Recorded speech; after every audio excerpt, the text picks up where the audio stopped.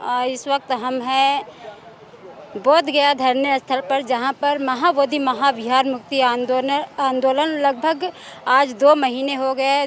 2 फरवरी से बौद्ध भिक्षु यहां पर बैठे हुए थे अपनी मांग को लेकर। आपको पता होगा बीटी एक्ट 1949 को रद्द करने के लिए बौद्ध भिक्षु धरने पर बैठे हुए। और आप देख सकते हैं कि जो आंदोलन के करता धरता हैं, संरक्षक हैं, आकाश लांबा जी हमारे साथ हैं, और मैं इनसे जानने का प्रयास करूंगी कि ये आंदोलन किस दिशा और किस दशा में पहुंचा हुआ है अभी तक।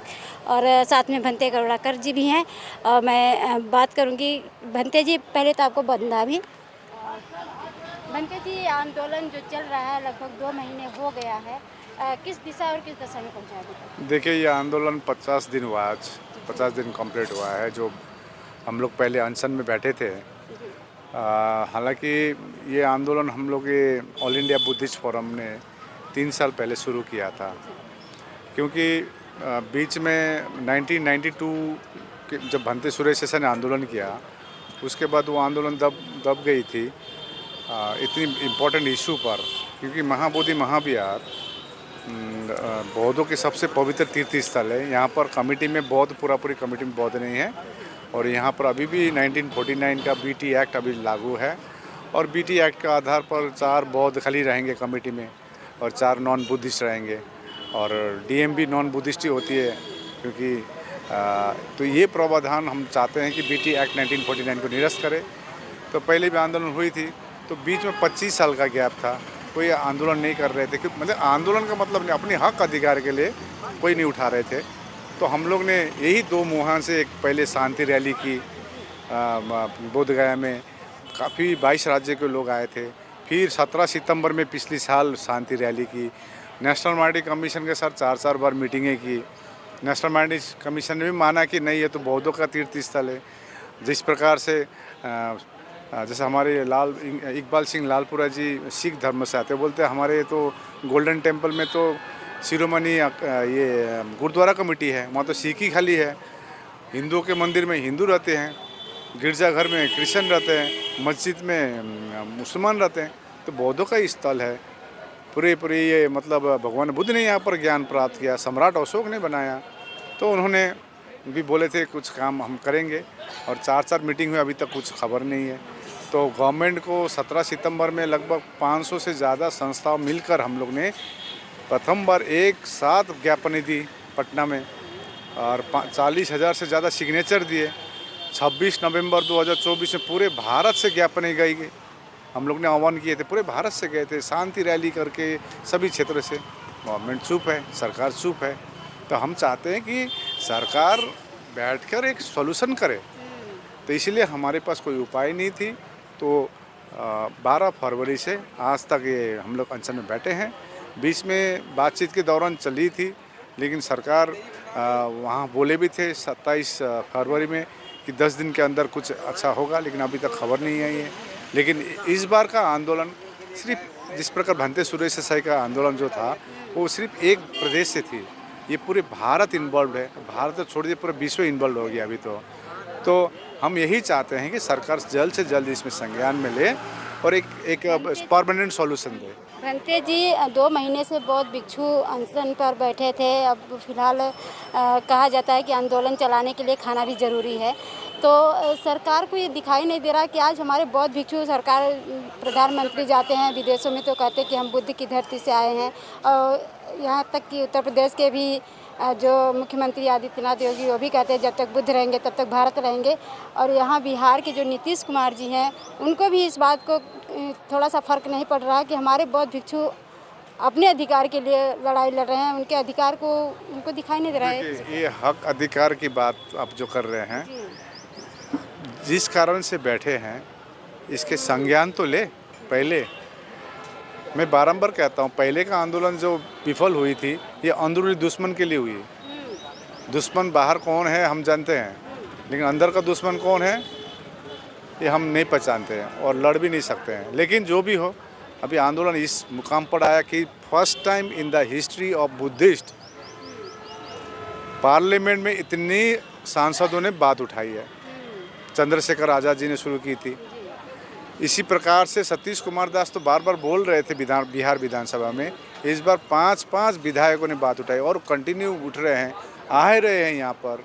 अभी रामदास अठवले जी भी आए थे, उन्होंने आश्वासन, उन्होंने इवन एक सेंट्रल वो राज्य मंत्री है, यूनियन राज्य मंत्री है, सोशल जस्टिस के मंत्री है, उन्होंने कहा आप लोग धरने ठीक प्रकार से कर रहे हैं, अच्छे कर रहे हैं। उन्होंने कुछ अनुदान भी यहाँ पर दिया है। और दूसरी बात बोले आप कंटिन्यू की, जब तक न्याय नहीं मिलता कीजिए।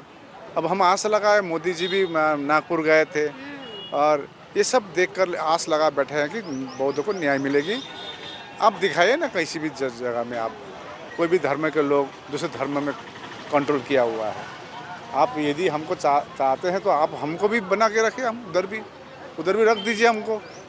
आप यदि कोई विष्णु का अवतार बोल रहे हैं तो ठीक है, कोई विष्णु पद मंदिर में एक भी भगवान बुद्ध का मूर्ति दिखा दीजिए, या कोई भी मंदिर में आप हमारे भिक्षु को वहाँ पर कमेटी में है वो दिखा दीजिए। खाली खीर खाएगा दूसरों का और चाय अपनी जगह में चाय भी नहीं पिलाएगा, ये कैसे चलेगा? तो सरकार आके एमिकेबल सॉल्यूशन, हम जब तक यहाँ पर BT एक्ट के बारे में बात नहीं होगी, ये परमानेंट सॉल्यूशन नहीं होगी, तब तक धरने उठने वाले में से नहीं है। आप देख रहे हैं पूरे भारत से भिक्षु आए, मिजोरम, अरुणाचल, त्रिपुरा। अभी तक खाने का, अभी तक भोजन का समय है, सब भोजन ले रहे हैं, तो इस प्रकार भिक्षु आ ही रहे हैं। देखिए तो अभी पूरे भारत से आया है, त्रिपुरा से, आसाम से, सिक्किम से, दार्जिलिंग से, डोअर से, इसी प्रकार तराई इलाका से आ रहा है। ये जो आसाम के लोग हैं, इन लोग तो कंटिन्यू यहाँ पर। बिहार से सबसे बड़ी बात देखिए, पहले का आंदोलन बिहार के लोग जानते नहीं थे, अभी 38 डिस्ट्रिक्ट के लोग आ रहे हैं। अभी 5 अप्रैल में हम लोग सम्राट अशोक जयंती मना रहे हैं, प्रथम बार मन रहा होगा मेरे ख्याल में। यहाँ सम्राट अशोक ने तो महाबोधि महाविहार बनाया। भंते जी 5 तारीख की बात की तो 5 तारीख को, 5 अप्रैल को कितने लोग लगभग यहाँ पर पहुँचने वाले हैं? देखिए हज़ारों में आएंगे, लेकिन सरकार को घबराना नहीं है।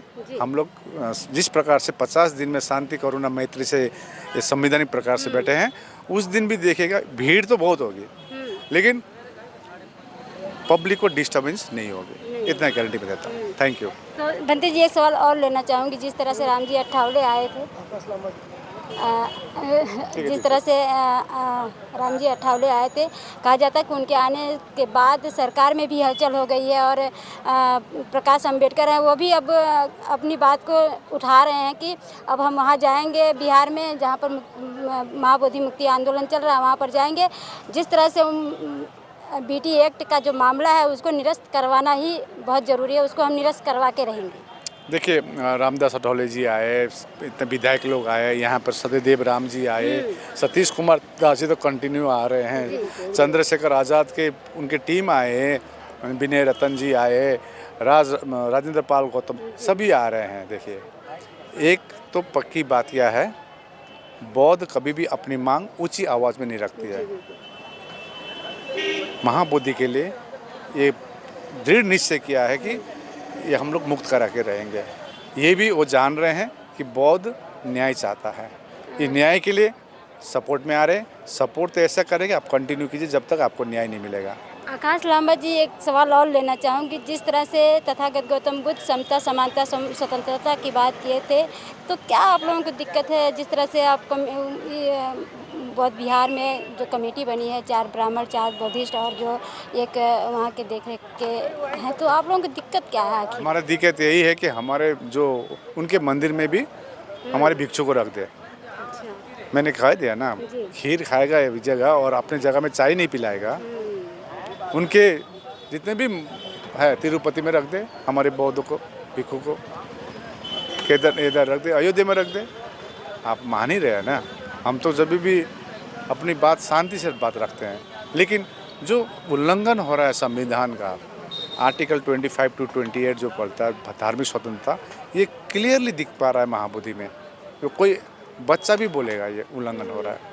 आखिरी सवाल लेना चाहूँगी, अगर BT एक्ट 1949 अगर रद्द नहीं हुआ तो आप लोगों का आखिरी जो फैसला वो क्या होगा? वो समय बताएगी, समय बताएगी, लेकिन इस बार दृढ़ निश्चय है कि हम लोग BT एक्ट को निरस्त करके रहेगा। Thank you. और मैं आपका चैनल से भी कहता हूँ, यहाँ पर कोई हिंदू भाइयों से दुश्मनी नहीं है, कोई ब्राह्मण से दुश्मनी नहीं है। मैं बारंबार यहाँ पर सबको बोलता हूँ, कुछ असभ्य बात न करें, और जो फेसबुक में बोल रहा है उसको मैं रोक नहीं सकता हूँ। कई सारे मेरे को पूछते फलना भनते कहाँ है, मैं बोलता फेसबुक में है या धरातल में नहीं है। तो मेरा कहना है किसी एक परिवार ने कब्जा करके रखा है। चलिए बहुत Thank you. तो ये थे हमारे साथ आकाश लांबा जी, जिस तरह से अपनी बात को रखे हैं। भंती लेना नाम भूले। मैं आपके साथ सुमन बौद्ध, SB Live 85 से।